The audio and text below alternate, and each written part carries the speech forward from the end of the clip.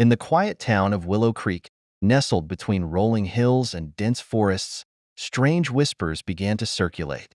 The townsfolk spoke of an ancient curse, something buried deep in the town's history, linked to an innocuous object, a pillow. Margaret had just moved into the old McAllister house, an antique-filled mansion left to her by her late grandmother. As she unpacked her things, she stumbled upon a dusty, ornate box in the attic. Intrigued, she opened it to find an old pillow, embroidered with intricate patterns that seemed to shift and writhe under her gaze. Despite a creeping unease, she decided to use it, believing it to be a family heirloom. That night, as Margaret laid her head on the pillow, she felt an unsettling chill. Her dreams were vivid and disturbing, filled with shadowy figures and disembodied voices whispering her name. She woke up drenched in sweat, the pillow feeling unnaturally cold against her skin. Shrugging it off as a nightmare, she went about her day. But each night, the dreams grew more intense. The shadows in her dreams began to take form, their faces twisted in agony and rage. The whispers became clearer, warning her to leave the house, to destroy the pillow.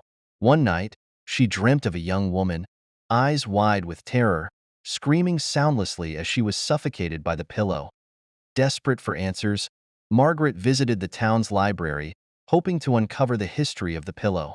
She discovered an old journal belonging to her grandmother, detailing the curse. The pillow had been crafted by a vengeful witch centuries ago, filled with the feathers of cursed ravens. It was said to bring torment and death to anyone who used it, trapping their souls in eternal suffering.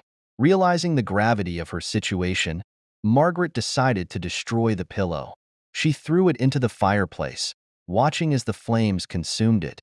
But as the pillow burned, the room filled with a blood-curdling scream, and the shadows from her dreams began to manifest, writhing and twisting in the flickering light. Margaret fled the house, never to return. The townsfolk whispered of her fate, of how the curse of the pillow had claimed another victim. The McAllister house stood empty once more, the whispers of the cursed pillow echoing through its darkened halls, waiting for its next victim. Years passed, and the McAllister house remained an eerie, abandoned shell on the outskirts of Willow Creek. Stories of the haunted pillow and its victims became a favorite local legend, a tale to scare children and tourists alike. However, not everyone was deterred by the ominous reputation of the house. One summer, a group of college friends decided to explore the old mansion. They were thrill-seekers, fascinated by the paranormal and eager to capture evidence of the supernatural. Among them was Sarah, a determined skeptic who believed the tales were mere folklore. She was determined to prove that the stories were just that, stories. Armed with flashlights, cameras, and recording equipment, the group ventured into the decaying mansion. The air was thick with the scent of mildew and neglect, and the floorboards creaked ominously beneath their feet. As they explored the house, they found remnants of Margaret's belongings, including her grandmother's journal. Intrigued by the detailed account of the cursed pillow, they decided to search for any remaining evidence of it. Sarah, more curious than afraid, ventured into the attic alone. There, in the corner of the dusty room, she discovered a charred piece of fabric partially buried under debris, the remains of the cursed pillow. As she picked it up, a shiver ran down her spine, but she brushed it off, attributing it to the cool air in the attic. That night, the group decided to camp out in the mansion, hoping to capture any paranormal activity. As the clock struck midnight, strange things began to happen. Unseen hands seemed to tug at their hair, the temperature dropped suddenly, and their equipment malfunctioned. Whispers filled the air, echoing through the empty rooms, growing louder and more insistent. Sarah, now genuinely unnerved, suggested they leave, but her friends insisted on staying. They set up their cameras and began recording, hoping to catch something on film. As the hours passed, the atmosphere grew more oppressive. Suddenly, the charred piece of the pillow in Sarah's backpack began to smoke and hiss. A ghostly figure appeared before them, a woman with wide, terrified eyes. Margaret. She pointed at Sarah, her voice a whisper that echoed like a scream. "Destroy it," she pleaded, her form flickering in and out of existence. The group watched in horror as shadows began to coalesce around them, the same twisted faces from Margaret's nightmares appearing in the darkness. Realizing the danger, Sarah grabbed the remains of the pillow and threw it into the fireplace. As the flames consumed it, the mansion trembled, and the shadows shrieked in agony. The room filled with an intense light, and for a moment, everything was silent. When the light faded, the mansion was still. The oppressive atmosphere had lifted, and the whispers were gone. The friends hurriedly gathered their things and fled the house, vowing never to return. Sarah, now a believer in the supernatural, documented their experience, warning others of the cursed pillow and the haunted mansion. The McAllister house remained a ghost story, a testament to the horrors that lay within, waiting for the curious and the brave to uncover its dark secrets. Despite Sarah's warnings, the legend of the McAllister house continued to lure thrill-seekers and paranormal enthusiasts. The story of the cursed pillow became a sensation on the internet, drawing the attention of a popular paranormal investigation show, Beyond the Veil.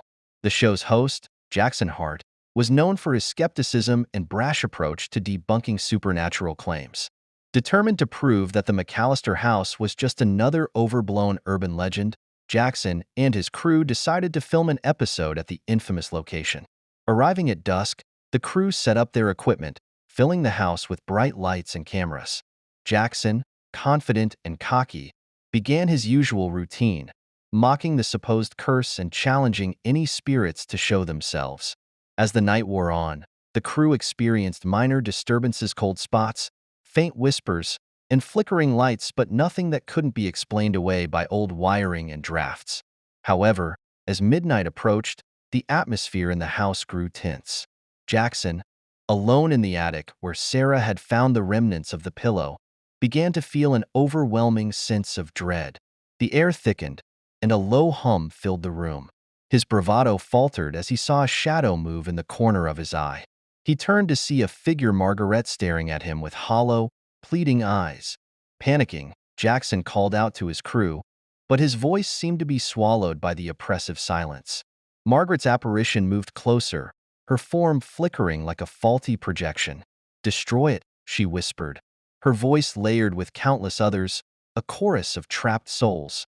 Jackson's camera captured everything: the terror in his eyes, the ghostly figure, and the shadows creeping towards him. Desperately, he searched the attic, finding a small box hidden under the floorboards. Inside was a fragment of the pillow, blackened and frayed. Without thinking, he dashed downstairs to the fireplace, followed by the crew who had finally heard his shouts. As Jackson threw the fragment into the flames, the house erupted in chaos. Shadows writhed and screamed, their anguished cries echoing through the halls. The crew watched in horror as the mansion seemed to twist and shudder, reality bending around them. Margaret's ghost appeared one last time, her expression one of relief and sorrow, before dissipating into the air. When the flames consumed the last of the cursed pillow, the house fell silent. The oppressive atmosphere lifted, replaced by an eerie calm. Jackson and his crew, shaken but alive, quickly packed their equipment and left, vowing never to return. The footage aired on Beyond the Veil, shocking viewers worldwide.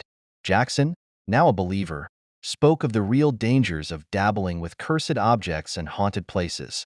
The McAllister house, now devoid of its cursed artifact, slowly decayed, its legend fading into the annals of forgotten history.